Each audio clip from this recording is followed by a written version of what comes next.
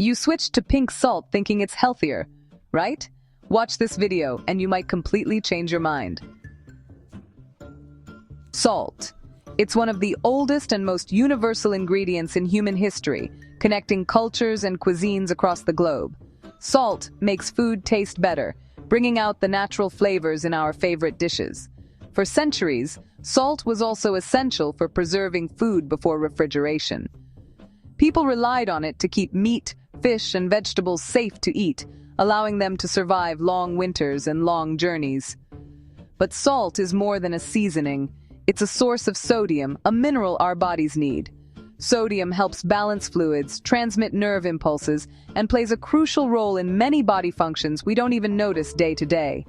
It helps keep muscles, including your heart, working properly. Without enough sodium, our bodies can't function. You might feel weak, dizzy, or even confused.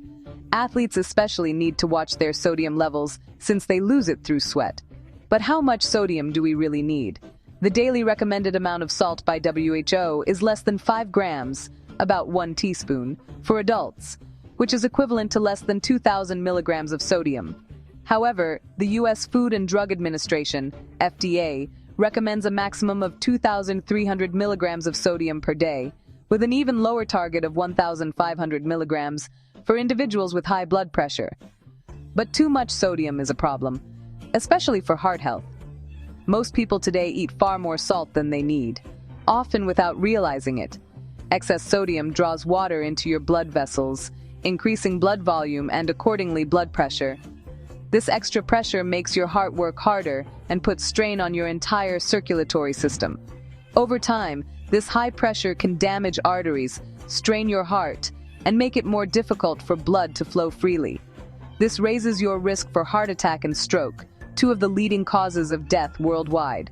That's why people are searching for healthier salts, hoping to enjoy flavor without the risks. But grocery shelves are lined with so many options: sea salt, pink Himalayan salt, iodized table salt, and much more, each with its own unique color, texture, and health claims. So, are some salts really better for your heart? Let's find out. Table salt is the classic white salt found in most kitchens and restaurants. It's mined from ancient underground salt beds, then refined for purity and a fine texture. Anti-caking or anti-clumping agents are added, like calcium silicate or magnesium carbonate, to keep it dry so it pours easily, even in humidity. Most importantly, table salt is iodized, meaning iodine is added to it in a tiny amount, typically 20 to 40 milligrams of iodine per kilogram of salt. That's about 0.002 to 0.004% iodine by weight. Although it's a tiny percentage, studies showed over years that it's enough to prevent goiter, hypothyroidism, and developmental issues related to iodine deficiency.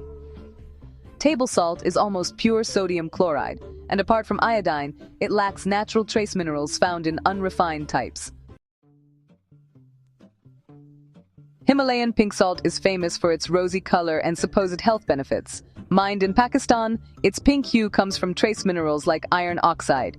Marketers claim it contains dozens of minerals, making it healthier than table salt. But here's the catch: it's still about 98% sodium chloride. The extra minerals are present in such tiny amounts. They're nutritionally insignificant. You'd get more potassium or magnesium from a banana than from a serving of pink salt. While it's less processed and free of additives, it's not a health food. It contains roughly as much sodium as table salt, so the risks for blood pressure and heart health are the same. So, switching to pink salt won't protect your heart. It's still salt. In fact, sometimes it can even give you a false feeling of safety, leading you to use even more than ordinary table salt, which increases your sodium load without you noticing. Sea salt is created by evaporating seawater, a process that can take place naturally under the sun or be sped up with the help of modern machinery. These crystals contain tiny flecks of minerals like magnesium, potassium, and calcium, which can give sea salt subtle color differences and a slightly more complex taste. Marketers love to highlight these natural minerals, promoting sea salt as a healthier, more wholesome alternative to regular table salt.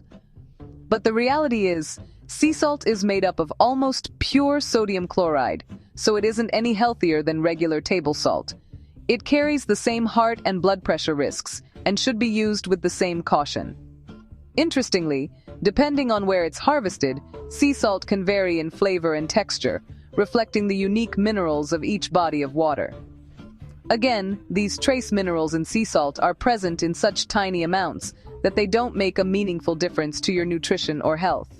If you're hoping to boost your intake of minerals like magnesium or potassium by using sea salt, you'll be disappointed.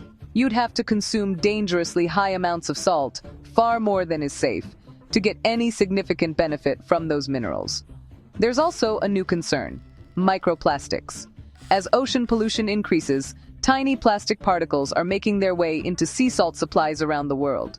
Scientists have found microplastics in sea salt from nearly every continent, in over 90% of commercial sea salts worldwide.